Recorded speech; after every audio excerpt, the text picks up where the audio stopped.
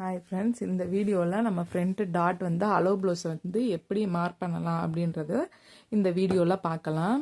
நம்ம வந்து இப்படி ஆப்போசிட்டில் தான் நம்ம வந்து இப்போ வந்து மார்க் பண்ண போகிறோம். ஒரு பக்கம் மார்க் பண்ணி அதை அப்படியே இந்த ஆப்போசிட்டில் ட்ரேஸ் அவுட் பண்ணி நம்ம வந்து மார்க் பண்ணிக்கலாம்.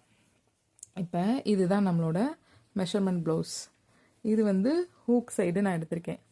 இங்கே இருந்து இங்கே என்ன மெஷர்மெண்ட் இருக்கோ இது இப்படி நல்லா வச்சுருந்து இதை அப்படியே இங்கே வச்சுக்கிறேன்.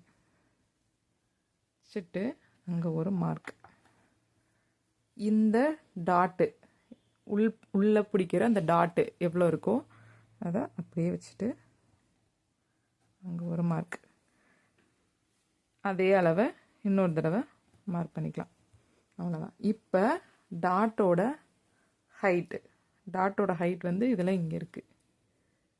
அந்த ஹைட்டை அப்படியே நம்ம இங்கே வைக்கலாம்.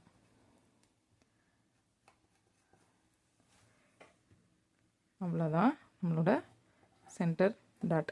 இதுக்கும் உள்ள டிஸ்டன்ஸை கூட நம்ம ஒன் டைம் செக் பண்ணிக்கலாம். இப்படி மடித்து வச்சு கண்டிப்பாக அதை செக் பண்ணி நீங்கள் மார்க் பண்ணுங்கள். ஹூக் பட்டியிலேருந்து இங்கே என்ன டிஸ்டன்ஸ் இருக்குது அப்படின்றத பாருங்கள். கரெக்டாக நமக்கு இருக்குது. இதுக்குள்ள டிஸ்டன்ஸ் வச்சுட்டு இதை வந்து நம்ம ஃபார்ம் பண்ணி விட்டுலாம். இப்போ சைட்லேருந்து இந்த பிடிக்கிற டாட்டுக்கும் இந்த சென்டர் டாட்டுக்கும் எவ்வளோ டிஸ்டன்ஸ் இருக்குன்னு பார்க்கணும். இங்கேருந்து வருது நமக்கு சைடு டாட்டு, இது நம்மளோட சென்டர் டாட் இருக்குது. இப்போ இது ரெண்டுக்கும் உள்ள இந்த டிஸ்டன்ஸை வந்து நம்ம மார்க் பண்ணணும். இங்கே இருக்குது.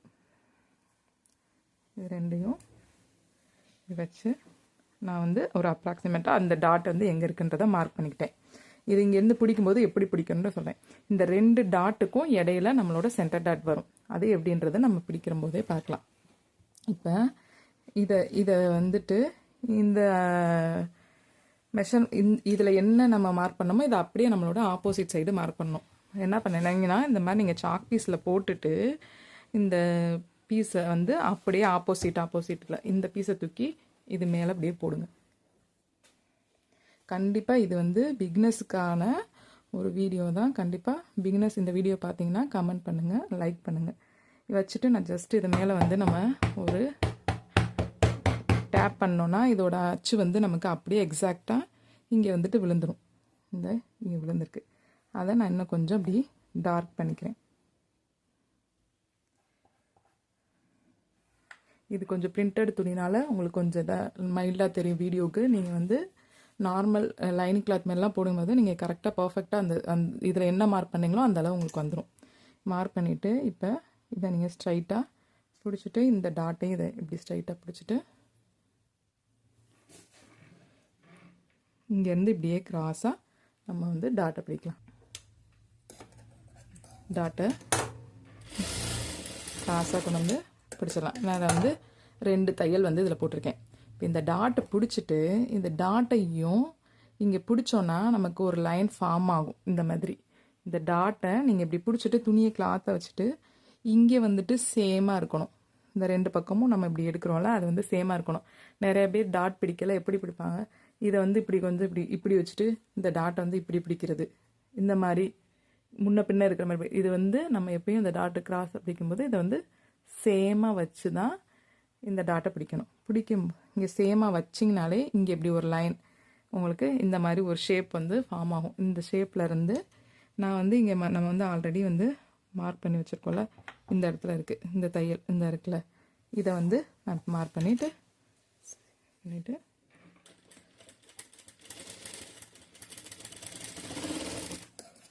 இந்த ப்ளவுஸில் வந்து இது டாட் வந்து கொஞ்சம் இது வந்து மேலே ஏறின மாதிரி இருக்குது. பொதுவாக நீங்கள் வந்து இதில் உள்ள டிஸ்டன்ஸ் வந்து 1.5 to 2 inches வரைக்கும் நம்ம அந்த டிஸ்டன்ஸ் வைக்கலாம்.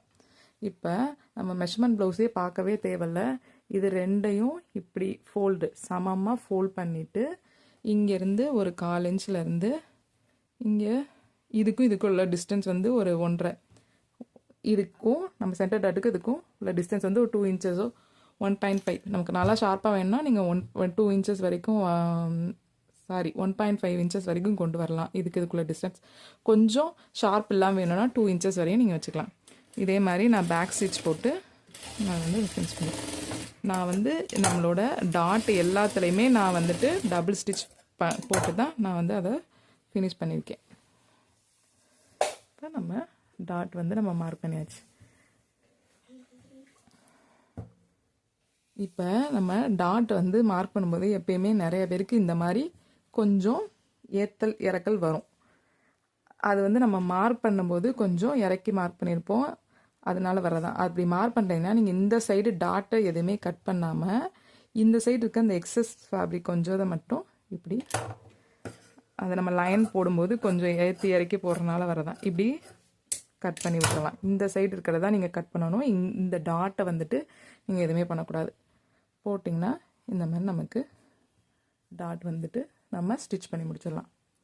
இப்போ இதுக்கு எப்படி நம்ம வந்து பட்டி வந்து ஸ்டிச் பண்ணலாம் அப்படின்னு பார்க்கலாம். நான் வந்து பட்டி வந்து எதுவுமே வந்து முன்னாடியே நான் வந்து கட் பண்ணி வைக்க மாட்டேன். நான் வந்துட்டு நம்மளோட பேக்கு ஃப்ரண்ட்டு ஸ்லீவ் மட்டும் தான் கட் பண்ணுவேன்.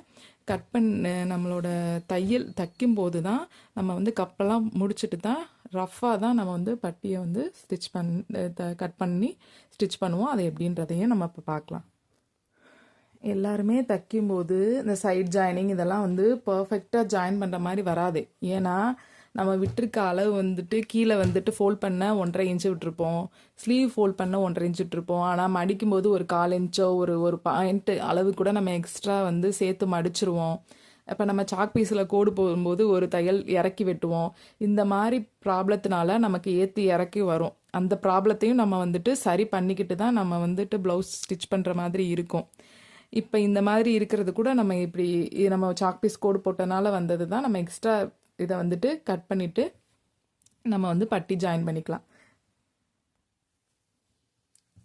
இந்த பீஸ் பார்த்தோம் நம்மளோட ப்ளவுஸோட பேக் சைடு கட் பண்ணிவிட்டு சைடில் உழுகிற பீஸ்.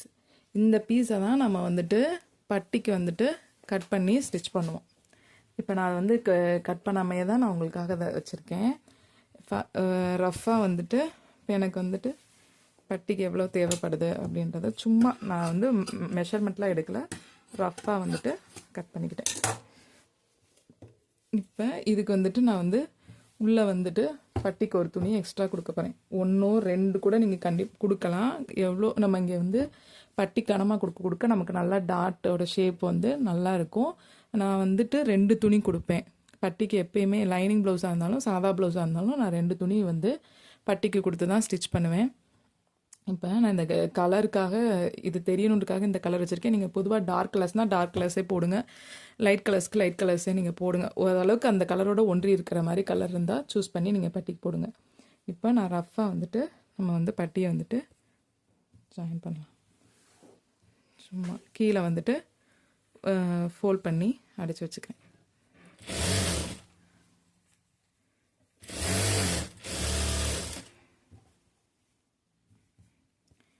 ரெண்டு பட்டியும் நம்ம வந்துட்டு இந்த மாதிரி ஃபோல்ட் பண்ணி வச்சுக்கலாம். இப்போ ஃபோல்ட் பண்ணி வச்சதுக்கப்புறம் சும்மா ரஃப்பாக ஃபோல்ட் பண்ணி வச்சுருக்கேன். இந்த சைடும் பட்டி வந்துட்டு ஆப்போசிட் சைடில் வச்சுக்கணும். இந்த மாதிரி ஆப்போசிட் சைடில் வச்சிடணும். இப்போ அளவு ப்ளவுஸில் இங்கே பட்டியோட ஹைட்டு ஊக்குக்கிட்ட எவ்வளோ இருக்குன்னு இங்கேருந்து இங்கே வரைக்கும் இருக்குது நமக்கு.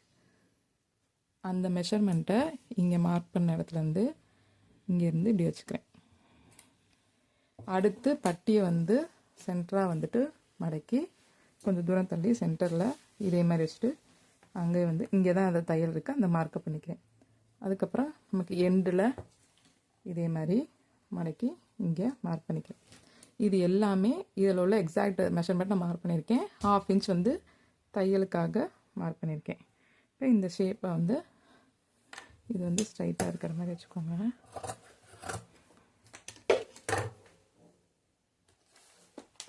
இந்த ஷேப் வந்து நம்ம அப்படியே எடுக்கணும். ஒரு போர்ட் ஷேப் வந்து நமக்கு கிடைக்கும். 1/2 இன்ச் தையலுக்காக விட்டுட்டு எடுத்துக்கலாம். இதுதான் நம்மளோட ஹூக் பட்டியல் சைடு வச்சு நம்ம வந்து ஜாயின் பண்ண போகிறோம். எடுத்தாச்சு. இப்போ இது வந்து நம்மளோட கப் வந்து நம்ம ஆல்ரெடி ஃபினிஷ் பண்ணி வச்சுருந்தோம். இப்போ இதை தூக்கி இதை அப்படியே மேலே வச்சுட்டு இதை டாட்டை வந்து இப்படி உள்ளே வந்துட்டு ஒரு ஃபோல்ட் பண்ணிவிட்டு மடிச்சிருக்கேன்.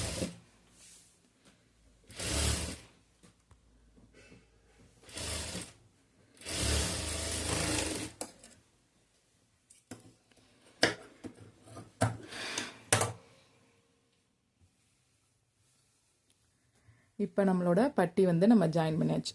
அவ்வளோதான். ரொம்ப ஈஸி தான் பட்டி ஜாயின் பண்ணுறது, ஃப்ரண்ட்டு டாட் பிடிக்கிறது எல்லாமே. இப்போ நம்ம நெக்ஸ்ட் வந்து இதை எப்படி நம்மளோட பேக் சைடு நம்ம வந்து ஜாயின் பண்ணலாம் அப்படின்னு பார்க்கலாம். இது நம்மளோட பேக் சைடு நெக். இப்போ இந்த சைடு வச்சுட்டு ஷோல்டர் டு ஷோல்டர் ஃபஸ்ட்டு நம்ம வந்து ஜாயின் பண்ணிக்கலாம். இப்போ நெக்கு சைடு வந்து கரெக்டாக இருக்கிற மாதிரி நம்ம ஷோல்டர் டு ஷோல்டர் வச்சுக்கணும். ஸ்லீவ் சைடு எக்ஸஸாக இருந்தால் அது பரவாயில்ல. அது எதனால் வருதுன்னா, நம்ம பேக்கை வச்சு தான் நம்ம ஃப்ரண்ட்டு மார்க் பண்ணுவோம். மார்க் பண்ணும்போது இன்னொன்று அது கிராஸ் பீஸு கொஞ்சம் எக்ஸ்பேண்ட் ஆகிருக்கும். நம்ம சாக் பீஸில் போடும்போது ஒரு தையல் வந்து எக்ஸ்ட்ரா வரும். இப்போ நீங்கள் இந்த சைடு கட் பண்ணுறதுனா இதை நீங்கள் வந்துட்டு ஸ்லீவ் சைடு தான் கட் பண்ணணும். நம்மளோட நெக் சைடு வந்துட்டு இந்த எக்ஸஸாக இருக்கிறத கட் பண்ணக்கூடாது.